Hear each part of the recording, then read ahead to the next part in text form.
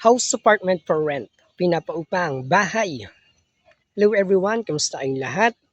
Welcome back dito sa ating YouTube channel, and for this video, eto naman ang isi-share ko sa inyong details and information about dito sa apartment na mura lang, very affordable, and very accessible, malapit sa highway, malapit sa school at market. So, location nito guys, saka yung presyo, para wala kayong ma-miss na detalye, tapusin nyo itong video at maraming salamat ulit sa panonood.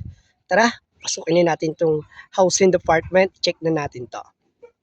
So ayan, apartment private compound. Mayroong sariling gate. So ayan, first unit. Number 6 yung bakante. Dire-diretso tayo dito. Pasok natin. So ganito yung mga unit. Ayan. Pasok tayo sa loob. Yan guys, tahimik dito sa apartment. Ito yung bakante. Itong unit number 6. Ayan.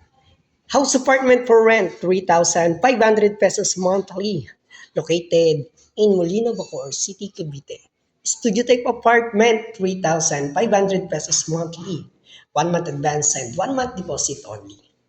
And kung gusto nyo bisitahin para makita nyo ng personal, pwede naman po anytime. So ito yung kanyang sink, meron na ring exhaust.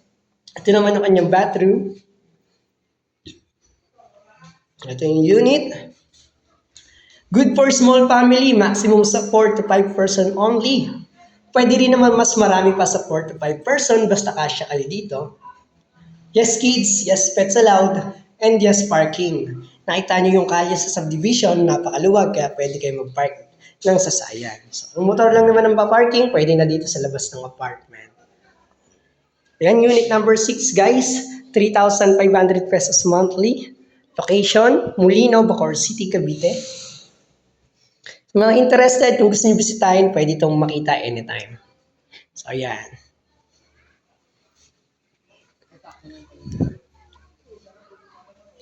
Ayan guys, yung apartment.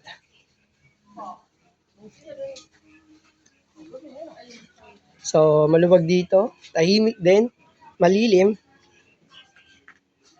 So, ayan. Lalabas tayo ulit para makita nyo dito sa may, kung meron kayong sasakyan. Pwede kayo dito mag-park ng 4 wheels sa kalye. Also, street parking lang, pero malawak yung kalye dito. Ayan. Papunta dyan guys, yan yung palabas. Walking distance lang. Malapit yan sa sakayin ng jeep, bus, mga tricycle, terminal. Ayan. So, yun. Oh, napakatahimik ng subdivision. So, yes kids, yes pets allowed. Yan si Doggy. Nag-stretching pa nga.